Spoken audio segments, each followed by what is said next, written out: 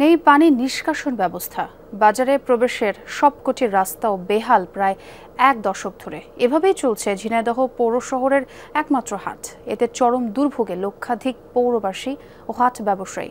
তবে হাটের উন্নয়নে প্রকল্প নেওয়া হয়েছে বলে জানালেন পৌর প্রশাসক। দ্রুতই শুরু করা হবে সংস্কার কাজ।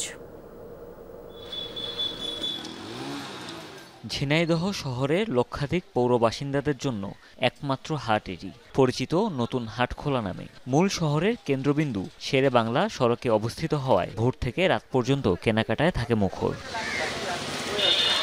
তবে প্রায় ৪৫ বছরের পুরনো এই হাট গড়ে উঠেছে অপরিকল্পিতভাবেই। মূল সড়ক পাকা হলেও হাটে প্রবেশ ও বের হওয়ার ৬টি সড়কই বেহাল। নেই পানি নিষ্কাশন ব্যবস্থা, তাই অল্প বৃষ্টিতেই কাদা পানিতে ভোগান্তি পোহাতে হয় ক্রেতাদের।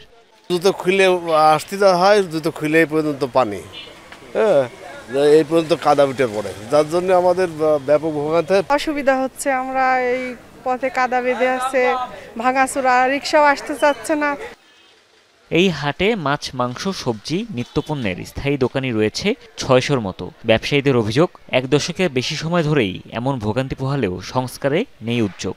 কাস্টমারও বলে যে ভাই আপনাদের দোকানে আসবো কি করে, আপনাদের দোকানের সামনে তো কাদা, পানি বেঁধে আছে। এমন একটা পরিবেশে হাট খোলায় কাদা হয়ে গেছে যে আমাদের বাল বাচ্চা নিয়ে না খাওয়ার মতন। বারবার চেষ্টা করেছি পৌরসভার নির্বাহী প্রকৌশলী সহ যারা কর্মকর্তা আছে তাদের দৃষ্টি আকর্ষণ করার চেষ্টা করেছি, যে আশু নিরসন করার জন্যে, আশু ব্যবস্থা করার জন্যে চেষ্টা করেছি। আসলে ওনারা একেবারেই কর্ণপাত করেন না।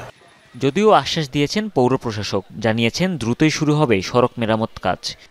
বড় যে কাজগুলো আছে সেই কাজগুলো হচ্ছে আমরা প্রকল্পের মাধ্যমে করব, যেটার টেন্ডার প্রস্তুত হয়ে গেছে। এটা একটা বিদেশি সংস্থার অর্থায়নে হবে, যে কারণে এর অনুমোদন হতে বা টেন্ডার অনুমোদন হতে যতটুকু সময় লাগে। জনদুর্ভোগের বিষয়টি আমাদের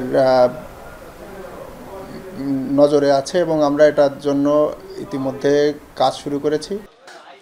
৮০ দশকে গড়ে ওঠা নতুন হাটখোলা খোলা থাকে সপ্তাহে ৭ দিনই। রোববার ও বৃহস্পতিবার থাকে বিশেষ হাটবার। হুমায়ুন রশিদ, যমুনা নিউজ।